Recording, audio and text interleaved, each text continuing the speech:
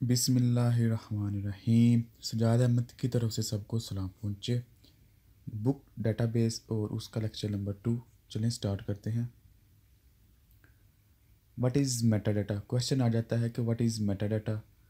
तो उसका simple answer यही है कि डाटा अबाउट डाटा, यानी कि जो डाटा हमने किसी यूज़र से लेना है वो किस टाइप का डाटा हमने लेना है, उसके मतलब जितनी भी स्टोरी लिखी जाती है उसको मेटा डाटा कहता है। फॉर एग्ज़ाम्पल, अगर हमने किसी से ईमेल लेनी है तो मस्ट है कि उस ईमेल एड्रेस में ऐट का निशान हो, ऐट का सिंबल हो, जिस तरह ये वाला है।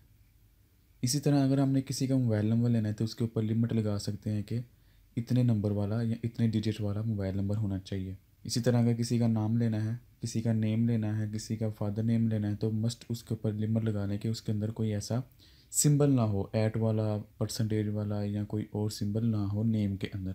तो इस तरह की कुछ रिस्ट्रिक्शन, लिमिट और डिस्क्रिप्शन और उसकी टाइप कि हमने ड्रेस किस टाइप का लेना है, नंबर, मोबाइल नंबर किस टाइप का लेना है, अल्फ़ाबेटिक, न्यूमेरिक, और किस तरह का, इमेज जो लेनी है वो जेपीईजी में, पीडीएफ में या किस में लेनी है। तो इस तरह की जो चीज़ें डाटा लेने के मुतल्लिक हों उसको हम मेटा डाटा कहते हैं, यानी कि डाटा अबाउट डाटा। वो डाटा जो हमने किसी डाटे के मुतल्लिक रखनी है, यूज़र के मुतल्लिक नहीं, बल्कि जो डाटा हमने यूज़र से लेना है पहले उसका एक स्ट्रक्चर बनाना पड़ेगा कि हमारा डाटा जो होगा वो किस टाइप का होगा, कितनी लिमिट होगी। अगर रोल नंबर है, नेम है, तो रोल नंबर की लिमिट कितनी होगी, यहाँ तक इसका रोल नंबर किसी का एग्जिस्ट करेगा। तो इस तरह की चीज़ें जो डाटा लेने के मुतल्लिक हो उसको हम मेटा डाटा कहते हैं।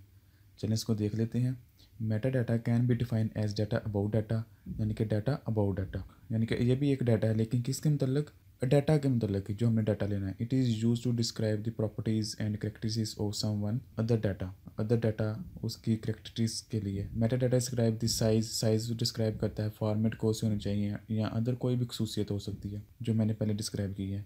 यहाँ आप देख सकते हैं कि अगर हमने रोल नंबर लेना है उसकी टाइप डिफाइन की गई है कि ये इंटीजर टाइप का होगा रोल नंबर और उसकी लेंथ 3 होगी, यानी कि 3 डिजिट से ज़्यादा वो एक्सीड नहीं करेगा। ये देखें आप, 1 से लेकर 100 के अंदर अंदर हमेशा रोल नंबर आएगा। अगर क्लास के स्टूडेंट हमेशा 40-50 के करीब करीब रहते हैं तो उनके दरमियान हमेशा रोल नंबर एक से 100 तक ही आएगा।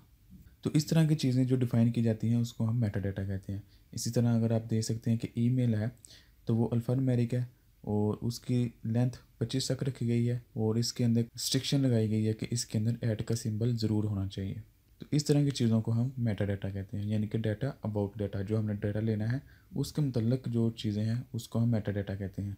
एक तरह का स्ट्रक्चर कह सकते हैं। फाइल प्रोसेसिंग सिस्टम, जो सबसे पहले प्रोसेसिंग सिस्टम था कंप्यूटर के अंदर या वैसे ट्रेडिशनली दुकानों के ऊपर और कुछ दुकानों पे अब भी चलता है, वो फाइल प्रोसेसिंग सिस्टम है। कुछ ऑफिस में अब भी चलता है कि फ़ाइल बना कर रख दी मैनुअली। ट्रेडिशनल या simple file processing is the first computer based method to handle business application. Business को हैंडल करने के लिए जो सबसे पहला मेथड था वो फाइल प्रोसेसिंग सिस्टम था, यानी कि हर किसी का खाता अलग बना के रख देते थे।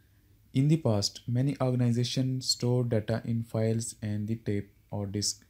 माजी में बहुत सी ऑर्गेनाइजेशन जो डाटा थी वो डिस्क के अंदर स्टोर करती थी या टेप के अंदर या फाइल बना के, जो कि अब भी फाइल के सिस्टम में मौजूद है कई ऑफिस में। हमारे इधर गवर्नमेंट में ज़्यादातर ऑफिस में तो अभी भी फाइल सिस्टम चल रहा है। The data was manage using file processing system. ये पहले फाइल प्रोसेसिंग सिस्टम के जरिए मैनेज किया जाता था। In the typical file processing system, each department in an organization has its own set of file. यानी कि अगर एक ऑर्गेनाइजेशन है या एक यूनिवर्सिटी है तो उनके पास, हर डिपार्टमेंट के पास अपना अपना डाटा होता था। हालांकि स्टूडेंट अगर एक ही है, फ़र्ज़ करें एक स्टूडेंट इनरोल हुआ है तो उसने मुख्तलिफ डिपार्टमेंट के कोर्सेज पढ़ने हैं, मैथ भी पढ़नी है, फिजिक्स भी पढ़नी है, केमिस्ट्री भी पढ़नी है, तो उसको हर डिपार्टमेंट के अंदर अपने आप को रजिस्टर करवाना पड़ता था। यानी कि एक डाटा बहुत सी जगह पे अवेलेबल होता था। The file are design specially for their own application. The record in one file और not related to the record in other files.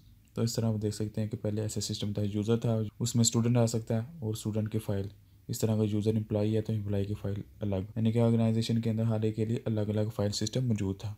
File process system के बहुत से डिसएडवांटेजेस थे। इसका क्वेश्चन भी आ सकता है कि what are the disadvantages of file processing system. सबसे पहला इसका डिसएडवांटेजेस या बैक ड्रॉ कह सकते हैं आप, data redundancy and inconsistency. Redundancy मतलब एक चीज़ बार बार आ जाती है। For example, in file processing system the same data may be duplicate in several file. यानी कि एक ही डाटा बहुत सी फाइलों में हो सकता है डुप्लीकेट आ जाए। Suppose there are 2 file, students and library. दो फाइलें हैं, एक स्टूडेंट्स की और एक लाइब्रेरी की। द फाइल स्टूडेंट, जो स्टूडेंट की फाइल है, contain the roll number, name, address and telephone number of other detail of the students. जो स्टूडेंट्स की फाइल है उसके अंदर ये चीज़ें मेंशन है, नेम, रोल नंबर, एड्रेस। और जो दूसरी फाइल है लाइब्रेरी वाली, contain roll number, name of those students who get the book from the library along with the information about the rented book। तो जिन्होंने बुक लाइब्रेरी से ली है उसके पास कौन सी इंफॉर्मेशन होगी, name, roll number, address, class और जो बुक उसने इशू की है वो डेट वगैरह। The data of one student appear in two files, यानी कि स्टूडेंट एक है, उसका नाम दो दफ़ा शो हो रहा है, एक लाइब्रेरियन के पास और एक स्टूडेंट के रिकॉर्ड में। इसी तरह उसका रोल नंबर दो जगह लिखा गया है। This is known as data redundancy. तो इसको कहते हैं डाटा रिडंडेंसी, यानी कि एक चीज़ बार बार आप शो करवा रहे हैं या लिख रहे हैं जो कि मेमोरी कंज्यूम करते हैं। इसी तरह डाटा आइसोलेशन भी है। The data in the file processing system is stored in various file. तो इस सिस्टम में एक डाटा बहुत सी जगह पे स्टोर किया जाता था। It become very difficult to write new application program to rewrite the appropriate data. Suppose that student email are store in student file and fee information store in fee file. अगर उन्होंने message भेजना है कि किस student की fees आ गई या किसकी नहीं आई, तो वो दोनों फाइलें उनको देखनी पड़ेंगी कि स्टूडेंट कौन कौन से हैं और फीस किस किस की आई है। तो इस तरह ये भी एक इशू था। The data from both file is required to send an email message to the inform student that the date of fee payment is over. तो दोनों फाइलों से डाटा चाहिए था, तब जाके कोई ईमेल आप सेंड कर सकते थे कि फीस की डेट आ गई है या गुजर गई है। In file processing system it is difficult to generate such type of list from multiple files. तो ये बहुत मुश्किल था कि इस तरह का डाटा आप जनरेट करें जो एक ही फाइल से मैसेज भेज दे। Integrating problem. Integrating means reliability and accuracy of data, यानी कि हम इत्मीनान कैसे कर सकें कि ये बिल्कुल ठीक है data. The store data must satisfy certain type of consistency constraints. For example, roll number and marks of student should be numeric value. It is very difficult to apply this consistence on the file processing system. तो जो हम किसी के ऊपर restriction लगाते थे, तो वो फाइल प्रोसेसिंग सिस्टम के अंदर ऐसा कुछ नहीं था कि हम किसी के ऊपर रिस्ट्रिक्शन लगा सके कि आपने इस तरह का डाटा एंटर करना है, इस तरह का नहीं करना, क्योंकि वो सिंपल एक फ़ाइल थी और इसके अंदर हर टाइप का डाटा आ सकता था। कोई उसके अंदर फेक डाटा भी एंटर कर सकता था। Program data dependency. इसके अलावा डिपेंडेंसी के भी इशू थे कि कोई एक फ़ाइल दूसरी फाइल पर डिपेंड कर रही है, तो अगर हमने एक में चेंज करनी है तो दूसरी को भी चेंज करना पड़ेगा। फिर उसके अलावा अटोमिसिटी प्रॉब्लम भी थी कि जिसके अंदर हम अगर कोई एक प्रोसेस कंप्लीट करते हैं जिसके अंदर 2 या 3 स्टेप्स इन्वॉल्व होते हैं, तो फ़र्ज़ करें हमने 2 स्टेप कर लिए हैं, बिजली चली गई या लाइट चली गई या कोई सिस्टम ब्रेक डाउन हो गया, तो वो तमाम सिस्टम डिस्टर्बेंस पैदा करेगा कि ना वो पिछले की तरफ कंप्लीट हो सकेगा ना वो अगले की तरफ कंप्लीट हो सकेगा। इसकी एग्जांपल दी गई है कि अगर हमने कोई मनी ट्रांसफ़र करनी है एक जगह से दूसरी जगह, फ़र्ज़ करें किसी ने अकाउंट ए से ट्रांसफ़र कर दी है लेकिन अभी अकाउंट बी में ऐड नहीं हुई, लेकिन अकाउंट ए से डिटेक्ट हो गई है, तो ब्रेक डाउन हो गया सिस्टम। तो ये भी एक बहुत बड़ा फ्लॉ था कि अगर आपकी मनी या आपकी ट्रांसैक्शन दरमियान में रह जाए। फिर सिक्योरिटी प्रॉब्लम भी आ जाते थे, उसके अंदर कोई इतनी खास सिक्योरिटी नहीं थी आती थी। For example, a data interpreter should only be allow to enter data. तो डाटा इंटरप्रेटर जो था उसको सिर्फ इतना लो होना चाहिए, इतनी उसके पास एक्सेस होनी चाहिए कि वो सिर्फ डाटा एंटर कर सके, ना कि होली पूरा का पूरा सिस्टम उसके हाथ में दे दिया जाए। और इस तरह जो प्रोग्राम इस चीज़ में डेवलप किए जाते थे फाइल प्रोसेसिंग सिस्टम के, उनको मैनेज करना बहुत मुश्किल हो जाता था और ये बहुत महंगा पड़ जाता था, क्योंकि हर दफ़ा एक्सपर्ट बंदे को बुलवाना पड़ता था, कोई भी टेक्निकल प्रॉब्लम आ जाती थी। तो ये कुछ प्रॉब्लम थे। आपको क्वेश्चन आ सकता है कि what are the problem in file process management system में, तो आप ये प्रॉब्लम लिख सकते हैं।